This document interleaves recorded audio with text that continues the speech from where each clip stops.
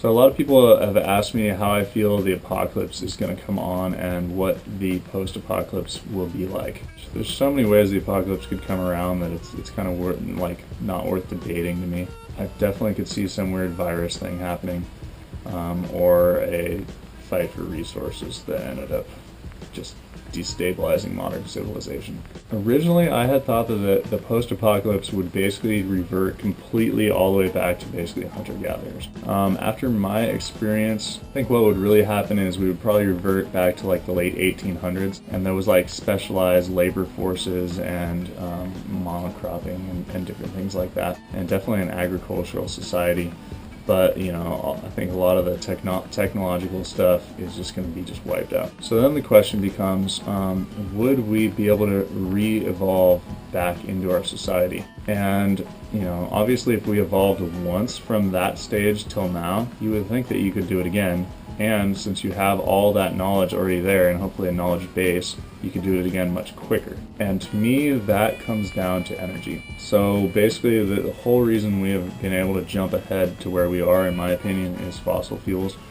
And if that leg is cut out from under us, and we haven't developed an alternative energy source, we may be stranded in the 1800s society indefinitely, in my opinion. So I don't know how that's going to play out. That's kind of my thoughts on it. A lot of people have asked me, and there you go.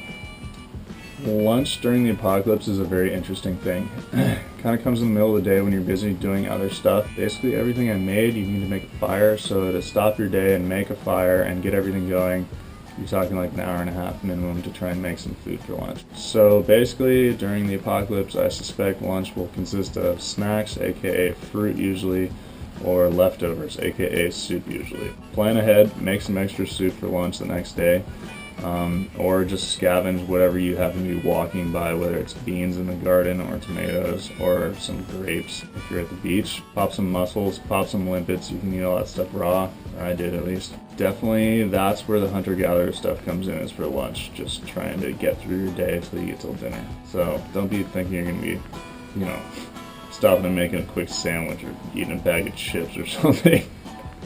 So one thing that made ZAP not doable but survivable and even enjoyable, and I would say don't underestimate this, is the ability to flavor your food. So basically having like garlic, cilantro, basil, and onions changed my whole life. Make sure you've got that stuff covered, I would say, because it's crazy. You just put some basil on your soup or cilantro, boom, it's like gourmet.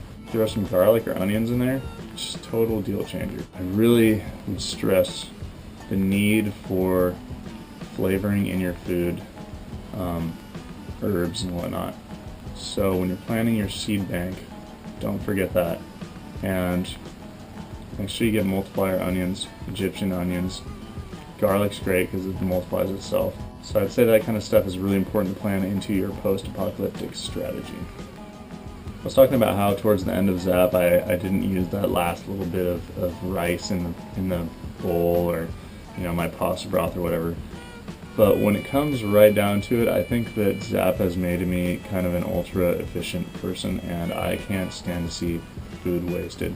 I didn't really like it before, but now I'm kind of appalled by when people don't finish their meal, or they cook more than they need, or they leave a restaurant and don't get a to-go bag or whatever. It just takes so much energy to make that food, process that food, get it to you, and prepare it, that it's really tragic to not eat it. Great example of this was that when we were in the backcountry and I was basically starving for 4 days, I was out one morning hunting rabbits, and I came around the corner down by the river below our camp, and my buddies had dumped out literally a half a pot of pasta. It was like enough to feed 4 people a good meal. I was just dumbfounded. I just came around the corner, boom, there's this huge amount of food just laying there. And I thought about what it took to grow that pasta, you know, who knows where it was grown. All the fertilizers that they put on that, all the water it took, all the machines going around and the man labor, and then they had to harvest it all, which is like a huge undertaking, process it, store it in some giant silo, then put it on some big rig, take it somewhere else where it's all chopped up in a factory and turned into pasta and cooked, and and then it's all squeegeed out of some extruded machine or something, and then they got to package the whole thing, and it gets all packaged up in this other crazy facility and put in boxes and put on some other truck and then shipped who knows where. Maybe it goes in an airplane, go on another truck, gets to Safeway or whatever. Then you take some guy has to stock it on his shelves and they gotta light the whole store and all this shit. Then you buy it. You know, it takes your money and your time to go get it. You put it in your car, you gotta drive it home, then you gotta unload it, then you gotta prepare it, then you gotta take it, put it in your bag, drive it to wherever you're gonna go backpacking, hike it freaking 20 miles out in the woods, and then just dump it on the ground. I don't know, it's just... I've gone through an experience that's given me a profound respect for food and a profound disrespect for people that waste it and don't really think about what they're doing. Processed food especially, it's just insane to me how much work and energy and time goes into just making the simplest stuff.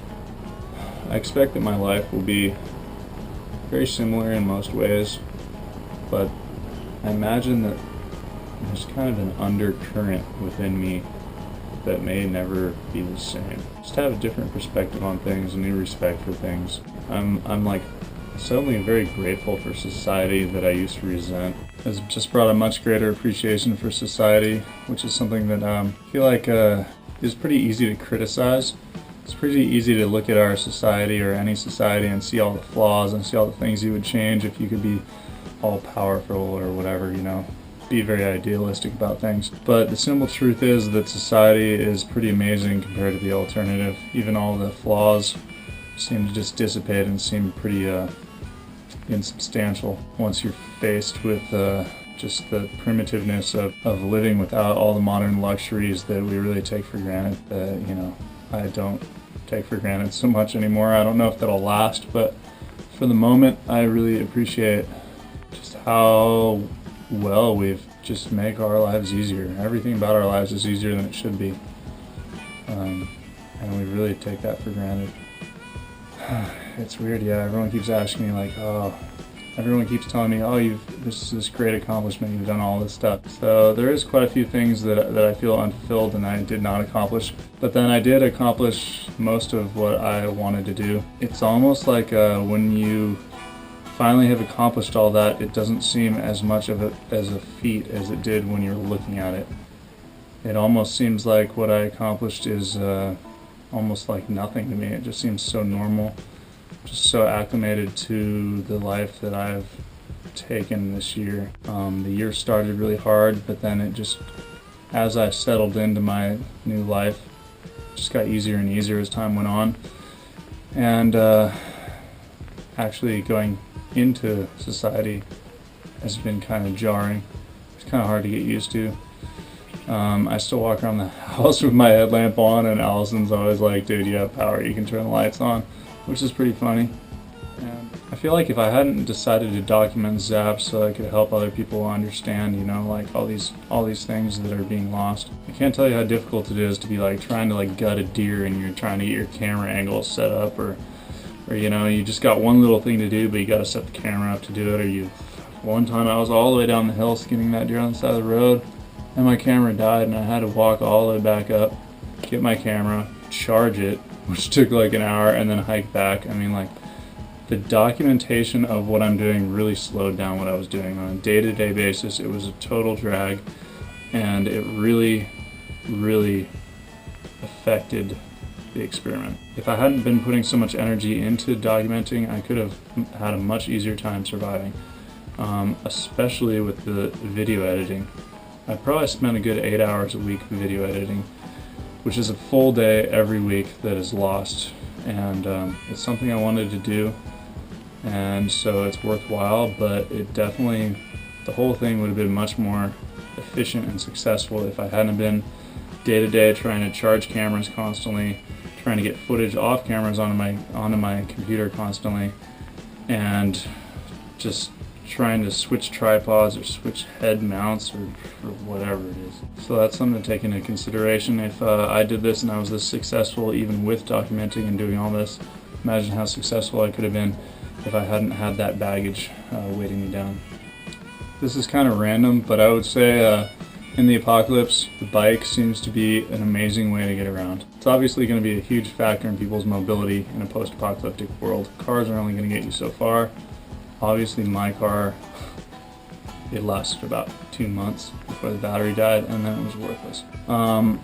That said, the bike in hilly areas such as Big Sur is really kind of more efficient than walking maybe, but it's a lot of energy. I remember times when I lived in Santa Barbara and it's more or less flat, and you can just get a fixed speed or a road bike and you're like boom, boom, boom. You can just cruise so fast.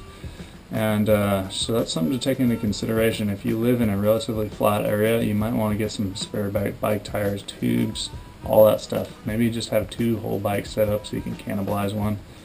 I definitely think if I was preparing for the apocalypse and I ended up in an area that did not have hills like this, that would be something I'd be really focusing on, is mobility. Helpful in rough terrain, hilly terrain, but not as helpful. I foresaw myself before the experiment just cruising around on the bike like all the time, no big deal. Definitely over-romanticized it, and it just freaking eats up the energy going up my hill. So those are my reflections on the zombie apocalypse preparation. I think I'm going to do some more reflections, just kind of on just thoughts I've had re-entering society. If I was to contemplate how successful I was, I'd say I was surprisingly successful. In fact, more successful than I could have hoped to be. Harder at first, easier in the end than I thought it would be, and it definitely was way less romantic than I thought it would be, and much more of a drag, and just kind of treading water for years, kind of what it felt like. And I would say that I feel like if I was forced to go through another year in my situation right now with the stores I have in my house, that I would make it. And that makes me feel inclined that I would probably make another year after that. And I think I could do this perpetually as long as I didn't have some sort of physical emergency. Obviously in the apocalypse people are going to die at a much earlier age without modern medicine. That's just something you can't avoid. But in terms of surviving and not starving, I think I could do it. And it's kind of interesting to think that and realize that you could be totally self-sufficient. Of course, a lot of this is based on trading with second-tier things, like eggs were a huge staple for me. So it's hard to say in the real apocalypse. I think I would make it. Hopefully we never have to find out.